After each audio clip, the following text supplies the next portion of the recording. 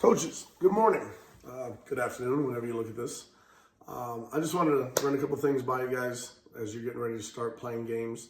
A couple things about practices, the stuff we've been doing indoors. Please do everything you can to repeat the verbiage that we use in the hitting, in the pitching, in the fielding.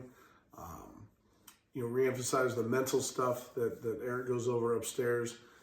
It's just so important that kids hear the same verbiage. And I realize that we all get comfortable with what we learned, what we know. But kids sometimes don't, translate the way they need to. So if I use the term stretch and use the term load, while we both know they mean the same thing, sometimes kids get confused with that. In the pitching, sometimes we'll talk about getting down the hill faster. Some guys will say, hey, get more length, different things like that. But really trust our pitching guys to give you the information and give the players the information. You guys reemphasize that. Same thing in the hitting, same thing in the fielding. Okay. Secondly, a lot of games are going to start being played. And I think it's important that we understand early on, this is all early stuff. Get a notepad, get something, and take notes during the games, even if they're scrimmages. Take notes of things that go right and things that go wrong. And, then as we start getting outside in the next, 2-3 weeks, you can have a plan of things to work on. Throwing strikes is going to be tough for everybody because going from inside to outside, throwing on a mound outside is different.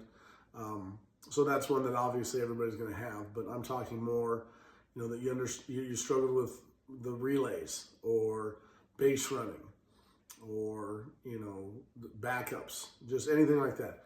You should have a list. And truly, that list should be 10, 12, 15 items deep by the time you're done playing this weekend so that you can really sit down and go over it and have a plan for what you want to fix as you go through the season. And, I think you can talk to myself, you can talk to Eric, you can talk to any of the coaches there and get an idea of, how do I fix this? Because we can do some of the stuff indoors, but as I tell the kids when we're indoors, it's really difficult to imagine yourself doing that particular movement, that particular drill, that particular situation in a game when you're inside. So this should give you an idea of things you guys want to work on as coaches and as teams so that you are truly developing players versus just playing games. Go out and play games without any reinforcement of we have to change this, we have to be better at that. We're already good at that, so we can do it again, but we need to do it less because we want to work on things that we're not as good at.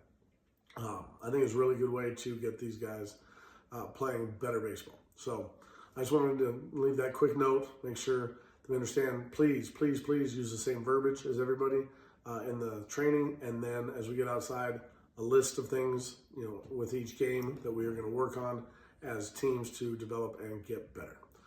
If there's any questions, always reach out to me. I appreciate all the time that you guys give to this, and I will see you guys over the next couple nights.